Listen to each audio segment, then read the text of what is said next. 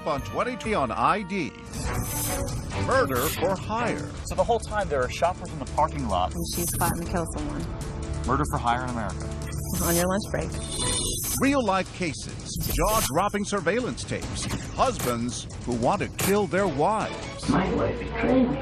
The suburban soccer mom who wants the other woman wiped off the earth. A horrible, horrible car accident and mangled up. But here's the real secret. The hitmen they're hiring are undercover federal agents. So as you sit down with 2020, how many of you are in disguise? They take us inside the elaborate plots, the makeup, the fake murders in the woods. And when these would-be killers get what they think they paid for, dead spouses, watch them smile. Okay, stop. What they really get is busted. She says to you she feels like she's living a Lifetime movie. Yes. Now she's living a 2020. And you'll see it all go down. Murder for hire. Welcome to 2020 on ID. I'm John Quinones. It happens more often than you think. Someone somewhere is ordering a hit, the way most of us order dinner. But as you're about to see, the person hiring the hitman may not be the only one with deception on their mind. In 2014, David Muir first took us along for a ride inside the secretive world of contract killings and one group of would-be assassins that has a plot of their own. In every corner of America right now, people with criminal minds and black hearts are plotting, looking for someone to do their dirty work. A scorned lover, husbands who want their wives dead, women who want their husbands taken out, even children plotting against their own parents. She tried to hire a hitman to kill her father. Just listen to this wife. What do you want done? I want him more than hurt. I don't understand. You want him dead? Then there's this Massachusetts husband who wants it done, and quickly. I'm not playing any kind of games here. All I want is mission accomplished. We take care of business, and we go our separate ways. And the Michigan wife who wants her husband gone and doesn't care how ugly it gets, as long as it's not in the house. Because it would be messy in the house. And then there's Guillermo Vasco, the young husband who married a pretty doctor from Massachusetts. And what you're watching is the surveillance video of him about to hire a hitman to kill his wife. My wife betrayed me. I'm going to make it look like she disappeared. He wants her killed and buried 10 feet under. How soon did he want her dead? As soon as possible. Do you want it to be painful or you want it done quick for her? It's your money. Yeah, okay. Ken is the hitman hired by Guillermo. He's not the only one coming forward. A group of his comrades, all men hired to kill, boarding planes, getting into their cars, and on their way to sit down with 2020. But these men all have a secret. They're undercover federal agents with the ATF, posing as hitmen. They meet us at ATF headquarters in Washington, D.C., where we have makeup artists waiting. Have you ever had your makeup done before? Just this morning. That's okay. We fix it. They sit down to have their appearances completely changed. I'm filming my feminine side now. Oh, there's nothing feminine about the brows I'm about to give you. You're not going to want to wear that out tonight. Prosthetic noses, cheeks, facial hair. The disguise is the only way they can truly reveal what it is they do. Jean Marie Laskus knows the stakes. She's reported on their hidden world for GQ. This is really extreme cop work, heroic cop work that the public does not know about. You got 30 minutes. Our clock rolls, and after more than 3 hours, they're ready. And we have never seen an entrance quite like this. Walking in to sit down with us. Gentlemen, good to see you. Good to see you. Welcome. It's nice to meet you. The agents offer up first names only. Jose. Yes. And? I'm Lenny. Lenny. Your real name? Real name. Ken. Ken. Your real name? Yes. Your real hair? No. So just show of hands, how many of you are in a disguise today? All but one in disguise. Lenny, the only one no longer working undercover. Their appearances so transformed, so over the top, even these hardened agents are humored. I mean, when you look in the mirror with that getup, does it shock even you? Yes. Yes. But those are the stakes. Right. Did any of you send a photograph to your wife? I sent a photograph. You did? Yes. One agent tried to FaceTime with his wife and baby boy, right before our interview. He just had this crazy look on his face, like he didn't know who I was. Who's my daddy? Right, exactly. Yeah. As for Ken's wife, She said I was a cross between a biker and a lion. and while these disguises may look comical, the very real danger these men face is no laughing matter. Because you'll be back on the street tomorrow. Yes. What do they want in a good hitman? Well, someone's going to carry out the job. Someone more ruthless than them. Exactly. You know, just like you'd go to find a plumber to come to your house and fix a pipe, they're looking for an expert to take care of their problem. And these are dark people. These are dark-hearted people. But how do you find a hitman? I mean, you're not in the yellow pages. There's no phone number, no post on Craigslist. It's a business, like so many others, that thrives on referrals. Which brings us back to that husband, Guillermo Vasco, who, while behind bars, started asking around for a good hitman to kill his beautiful wife. But instead of wanting her killed quickly, Guillermo now tells Ken this. Slowly, and he wants her to suffer. He says that? Yes. And why? It turns out Guillermo Vasco came all the way from Ecuador to America to marry that wife, a Massachusetts doctor he'd met while she was visiting his country. They would have a baby together. But authorities say when the wife started to see behavior that worried her and wanted out of the marriage for good, he showed up at the door to win her back. So when she says, we're not getting back together... He kneeled down in front of her and out of nowhere took a piece of duct tape and put it right over her mouth and had a knife. And he said, you have to listen to me. Sergeant Sheila McDade says he attacks her, their 2-month-old baby, right there. He had a 5-gallon can of gasoline with him. And he said, this house is where all our problems started, and this house is where it's going to end. We're all going to die. We're going to go to heaven today. She wasn't supposed to get out of there alive. They were going to die that day. But she breaks free and escapes with her baby. Guillermo is arrested. Now sitting in prison a year after that arrest, and he is still working to kill her. She thought it was behind her, though, didn't she? Yeah, she thought that he's going to be put away for a long period of time. It's over, and here it is. You know, she can't escape it. You know, this guy's behind bars, and he's still trying to come at her. But when asking around for a good hitman, Guillermo makes a critical mistake, asking another inmate who turns out to be a snitch, tipping off authorities with the ATF. How do you get wind that he wants to hire this hitman? I had a confidential informant in the jail. Someone provided reliable information in the past for us. Initially, he wanted both the wife and the infant daughter killed. We developed a plan that we're going to have an undercover special agent pose as a hitman and go into the jail and meet with Vasco one-on-one, face-to-face. And that hitman is Ken, wearing a hidden camera sitting right across the table from Guillermo, as that husband pulls out a letter he'd written using a special code in case it ended up in the wrong hands. He talks about his wife as a dog and the infant as a puppy. So he's talking about his family as a couple of dogs. Yes, exactly. And he says the old dog is too old, won't be able to make the trip. Our friends and their dog, Nikki, we take this trip down there. Nikki is very old and she's sick. She wants to buy this trip. No, this is my wife. Okay. Okay. Right. So we need to put her to sleep. And that's code for kill my wife. Kill my wife. Yeah. And incredibly listen as he offers instructions right down to how he wants her buried. If we can bury her out of Massachusetts, we'll be just perfect. Yeah, you know, it'll probably go north. Yeah. Because Maine, not many people up there. Lots of woods. Just make sure that be more than 10 feet down. So she doesn't show up again. And do not forget the cement. As long as I make her go away and then she's not going to show up again. Do you really want her in cement? To keep her down? Yeah. When somebody hires a hitman, they're looking for someone who's going to encourage the job, go along with it. Yes. If they say, you know, I want them, you know, the throat slit and buried over here, you get that conversation. You may throw out another idea, like, well, what do you think about this? You know, I'm a hitman. I have to have ideas. What do you think about putting her in the water, though? In the water, they disappear. You load her into those drums, you know, weight them down, get them down, they get eaten. There's not much left. I think I like that idea. Done. She'll be killed in the woods, stuffed into an old drum, and dumped at sea. Watch as the husband goes over pictures of the wife's house, where she's now raising their baby. And then he pulls out his own hand-drawn floor plan to help the hitman. And now, the money. What does he offer you? He offers me a rare coin collection, that he said was worth thousands of dollars. And this whole thing's being recorded?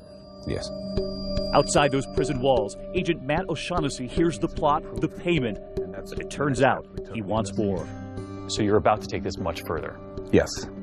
You won't believe who they're about to enlist for help. You approach his wife. To put her husband away for good. She wanted to nail her husband. She did. What they're about to do with that wife in the middle of the woods. You have got to see this when we come back.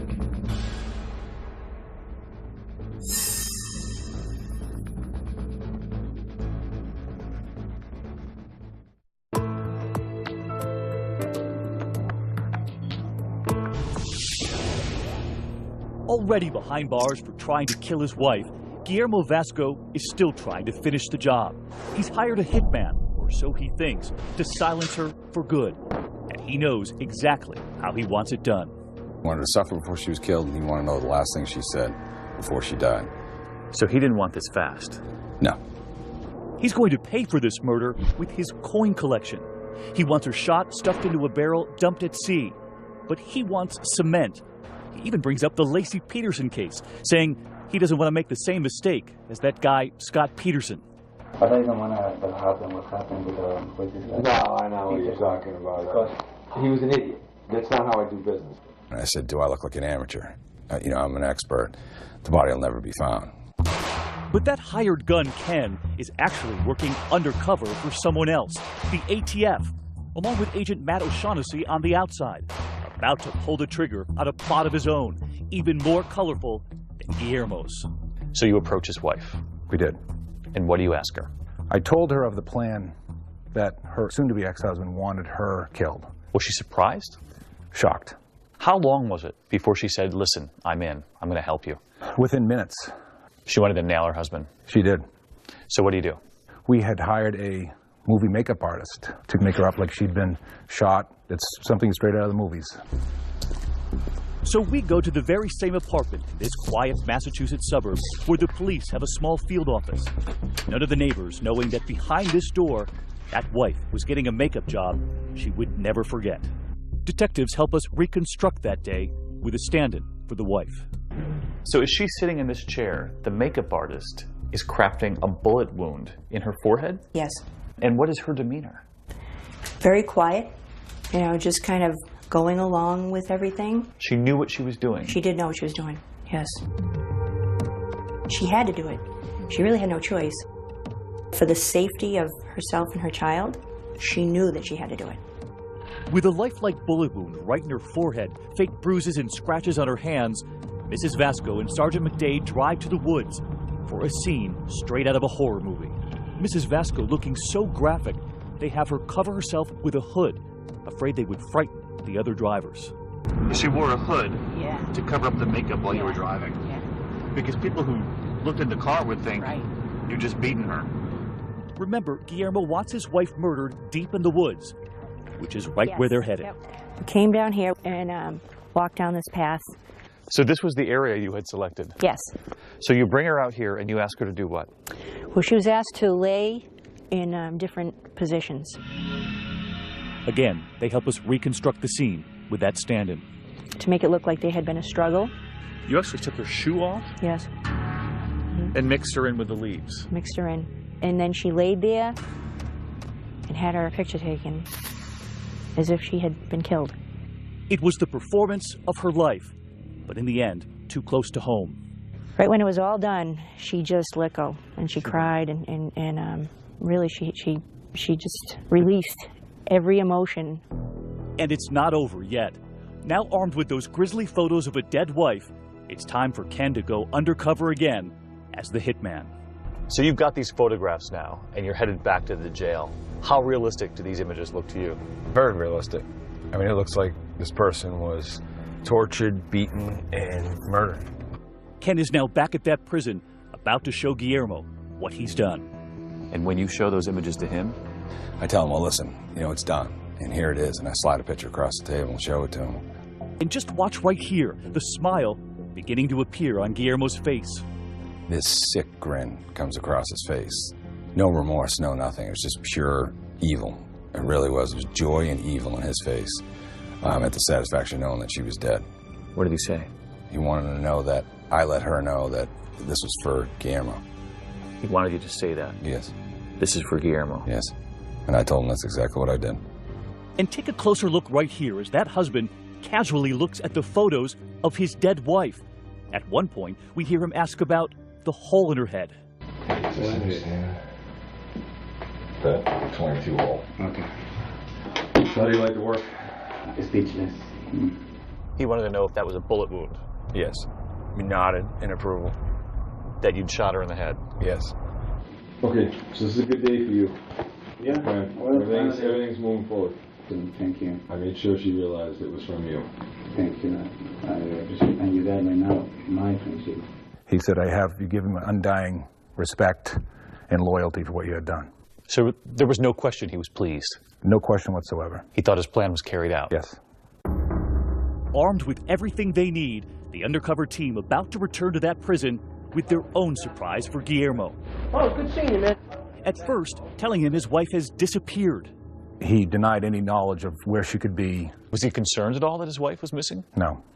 He didn't show any emotion towards it. He kept saying he didn't do it, he didn't know what they were talking about, and so they decided to bring me in. And when you walked into that room with your badge hanging around your neck?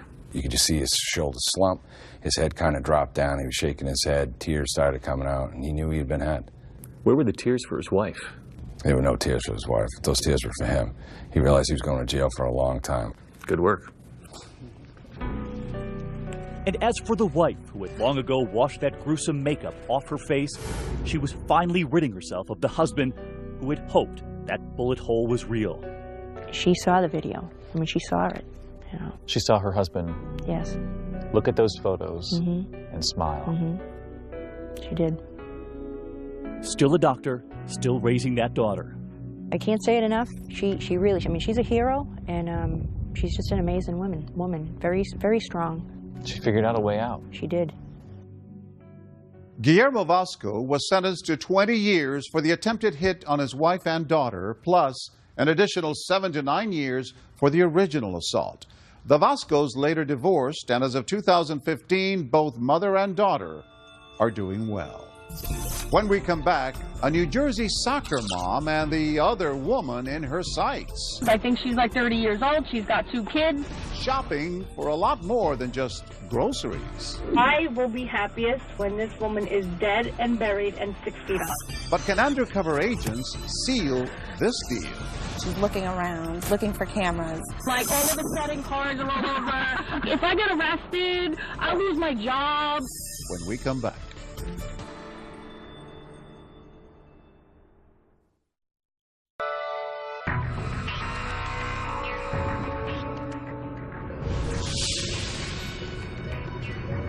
Across the Hudson River from New York City, the part of New Jersey known for neon, noir, the version of Jersey made famous by The Sopranos and the mob boss who called the shots.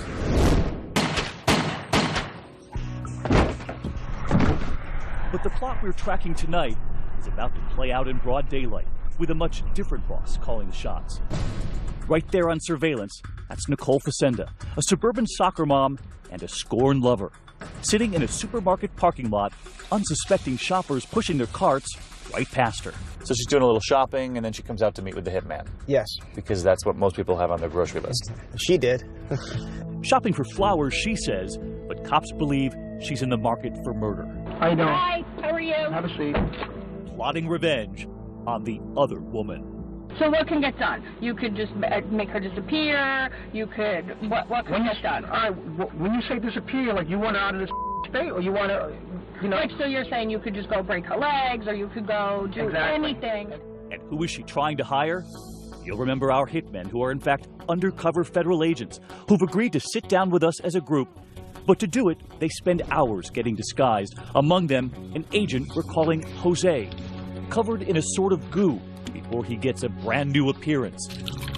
They make a mold, and from there, they build new features for his face. There we go. The same agent who would sit in that car with that scorned lover.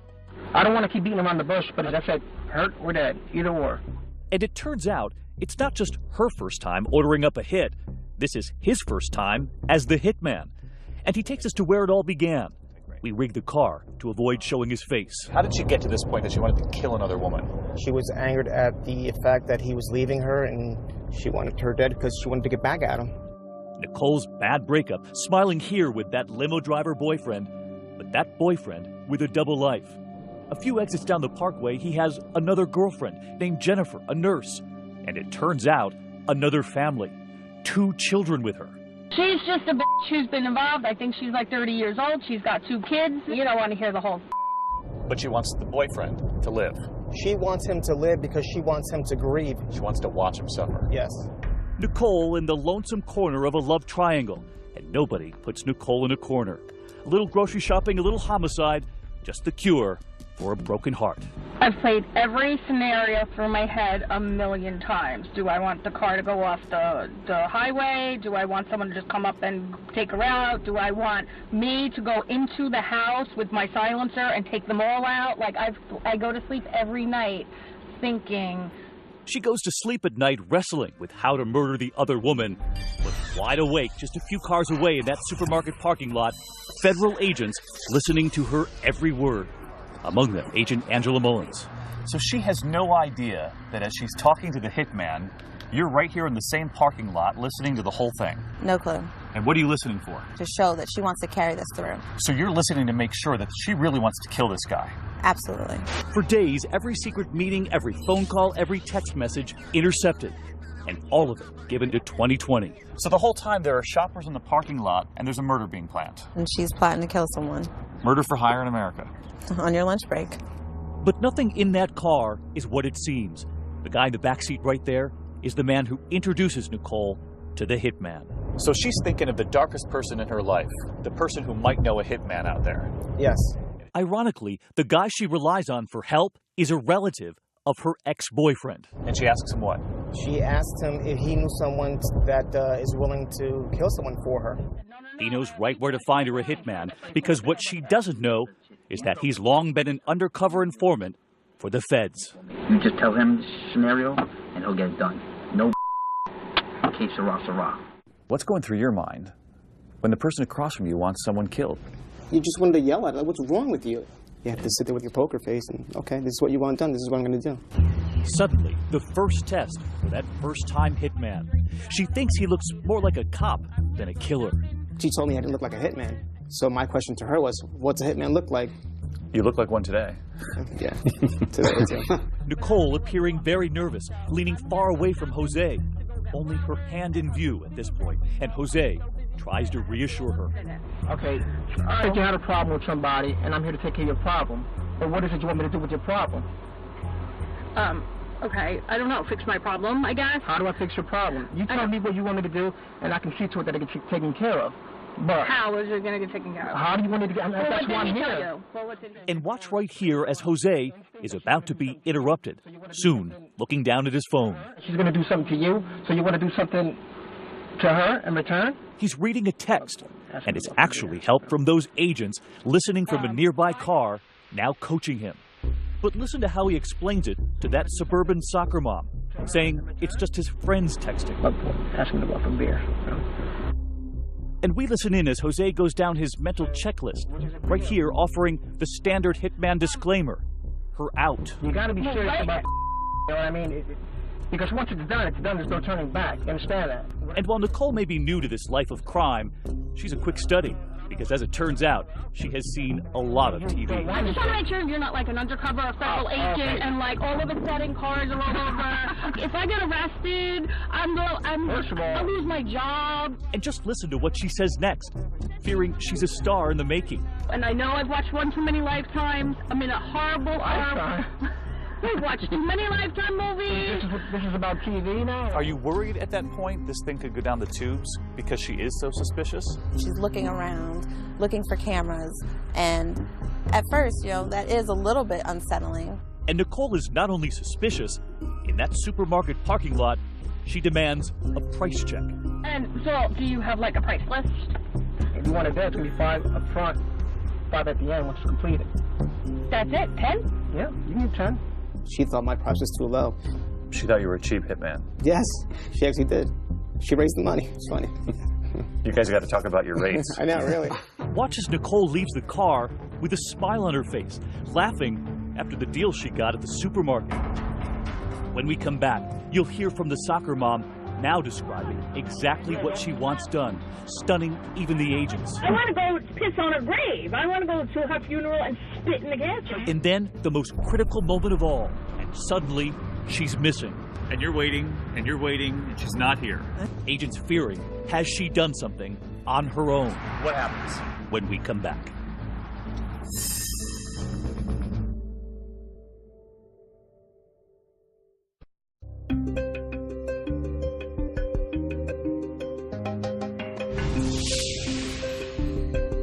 A sunny afternoon in broad daylight, and at the top of one shopper's list, the murder of the other woman. 2020 given exclusive access as federal agents listen in just a few cars away as Nicole Facenda plots the murder of her romantic rival. But so far, she's cautious and careful with her words. You know what I want. I want to be dressed in black. No, I'm not saying it. I'm not saying it. The hitman, really that undercover federal agent, now wondering, does the suspect suspect? But they keep going, and 2 days later, another parking lot, another conversation. See, I would think that either she disappears and she's just never found, like these people are never found. Okay. Like that would be one good thing. I wouldn't care if she was in a horrible, horrible, horrible car accident and mangled up, and you know, I don't care. Like gone. I want to go piss on her grave. I want to go to her funeral and spit in the gas. So you want to see her dead? Is that what you're saying? I will be happiest when this woman is dead and buried and 6 feet under. But Nicole is now digging her own grave. And when asked what to do with the ex-boyfriend, it turns out, kill the woman, keep him. She says, get rid of the woman. You know, shoot him in the foot or something. So I don't want him hurt, but if he's limping around, if he has a cast on, who cares? She wants to see him suffer. She wants to see him at the other woman's funeral. But perhaps darkest of all, listen to this. When asked what to do if the other woman's children get in the way, I don't give a shit. Let me tell you, and don't think I'm a bad person, but if something happened and one of the kids get killed, oh well, I'm sorry, you know what? So if the kids get in the way, take them out. Take them out. Kill them. Yep. She now agrees to pay $20,000 for the murder. And look at this. Authorities giving 2020 the photo she texted to make sure they get the right woman. And then she texts the picture of the girlfriend. Yeah, it doesn't get any more serious than that. And you'll remember the husband in the last case. He wanted proof, a picture of his wife shot in the woods. In this case, they offer Nicole the same thing, a photo.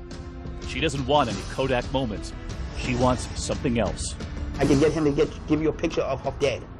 Finished. I don't want a picture. I'm going to get busted with the picture. I don't want any pictures. I'm going to go to the funeral.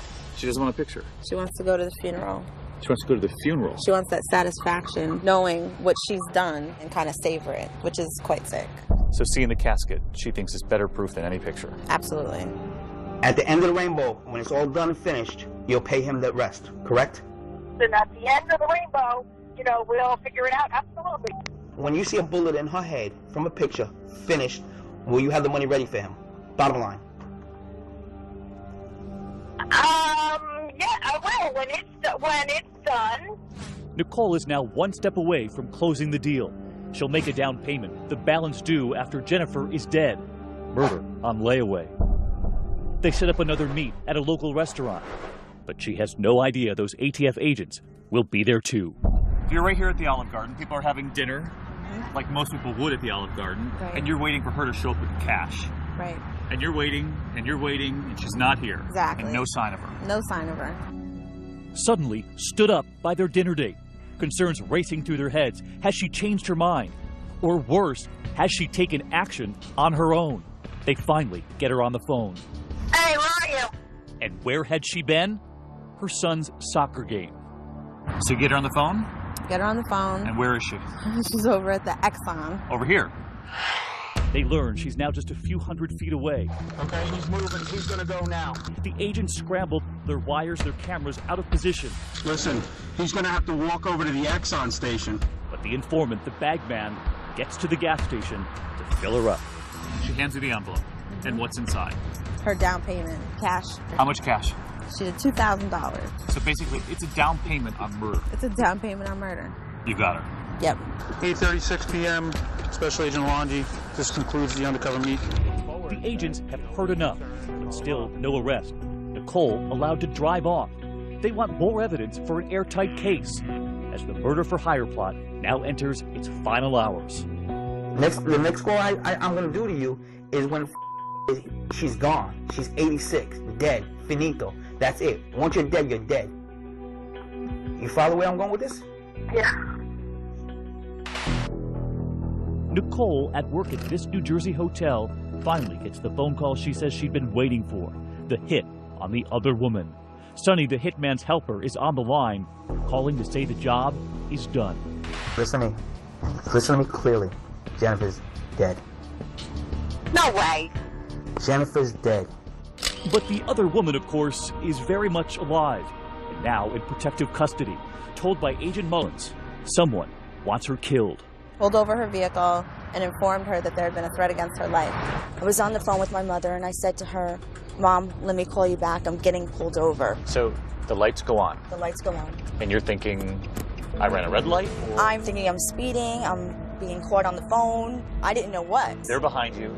They start walking up to the car. Yes. The ATF officer places his badge against my window and says to me, are you Jennifer? And I said yes. And he says to me, Jennifer, there's been a hit for your life. I remember clearly saying it, flat out told her there had been a threat against your life, and we were there to protect you. And immediately I said to him, Nicole Facenda. So you knew right away? I knew right away. I even had said to my people I work with, my friends, my family, if anything happens to me, it's Nicole. So I knew. She says she had always been wary of Nicole and knew she could be trouble. But could you ever have imagined this? I thought maybe it would just be a flat tire or, a broken window at the house. I never thought that she would go to the extent as she did, as to try to find somebody to murder me and my family. Back at the hotel restaurant where Nicole manages the catering, she has no idea she's enjoying her final moments of freedom. She has no idea that you're about to move in. No clue. They send the confidential informant in first, wearing a tiny camera, and watch right here her reaction.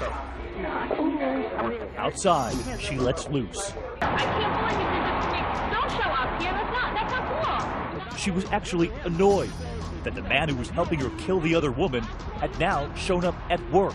She says she can't believe it, and she doesn't believe he did the job. I don't believe either one of you at this point. I don't believe either one. Moments later, she is under arrest. So after you lock her up, you talk to her. Yes. Does she have any remorse? None at all. And the tears in the backseat of the police cruiser? Were they for the girl she tried to have murdered? They were only for herself. And from a federal prison in West Virginia, where that soccer mom is now serving 10 years after pleading guilty, she is reaching out to 2020 in an email accusing the feds of baiting her. I was at an emotional low point in my life, and they took advantage of that. She says, I am not and never have been a violent person. I was a woman destroyed by emotions, and I am paying for it dearly. She may claim that now, but agents say while awaiting trial, she tried to plot another hit on her romantic rival. Though Nicole denies it, it's a constant fear for Jennifer. All the time. All the time. Everywhere I go, I have to be worried or concerned that somebody is going to drive me off the road, or somebody is going to come to my door with a silencer, as she said she wanted to. I'm scared every day. Because you think she's still determined. Yes, I do. Do you think what could have happened if those two ATF agents didn't pull you over that day? I owe them. I owe them my life. So what would you say to them? They're standing right here. Oh my God. Oh my God. How are you? What's going on? Hi. God. Thank you so much. Oh my God, I'm shaking right now. Oh my Doing God. okay? Jennifer has had a lot of surprises through this ordeal, but we had arranged one last one, a much happier one. ATF agents Alonji and Mullins, right there in that parking lot. They're the ones who pulled her over that day and saved her. Thank you so much, guys. Oh my God. I wouldn't be here without the two of you, and I remember that day like it was yesterday. Oh my God. Oh, we're just happy that we could help out. You're here. I am. As of 2015, Jennifer and the man in the middle of this love triangle are still together. Nicole Facenda is appealing her conviction. When we come back, the undercover hitman who traded family and home for a life behind bars. This is where you were showering. Exactly. But when the lights go out and the security cameras go down, it could be his life on the line. So I'm in here without cover, without any backup. Stay with us.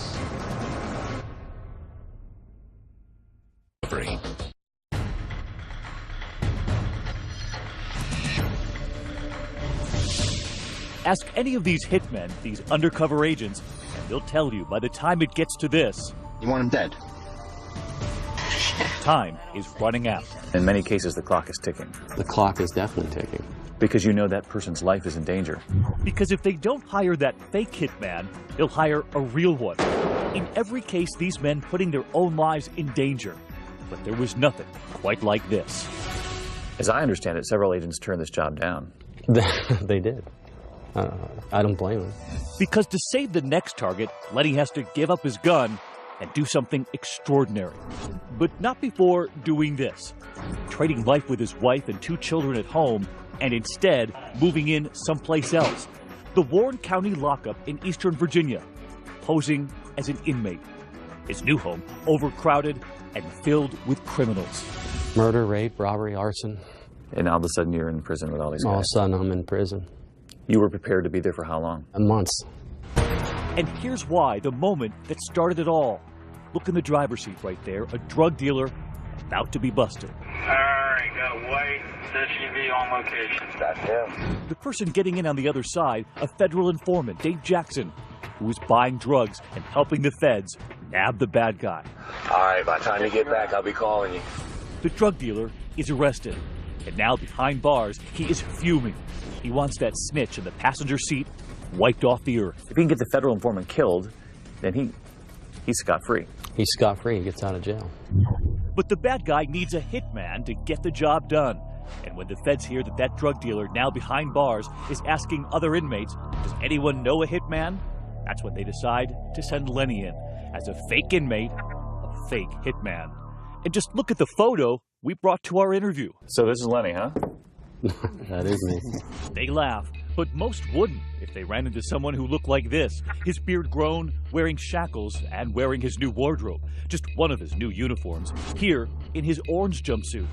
And posing as a hitman now, serving some time, but about to go free. The story is, he'll soon be available to kill again. Lenny will never forget what the guards did to him moments after that door slammed shut.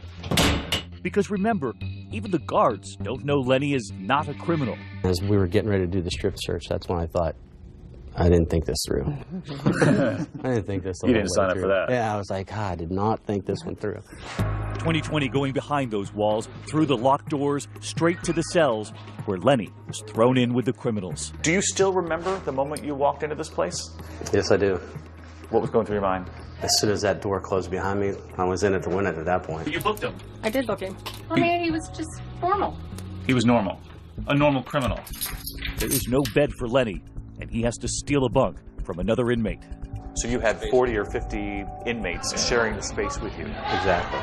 You can hear the inmates just over the wall here. And you had to find your own bed? Yeah, I just had to displace somebody else and take their bed to make it mine. Displace somebody else? Right.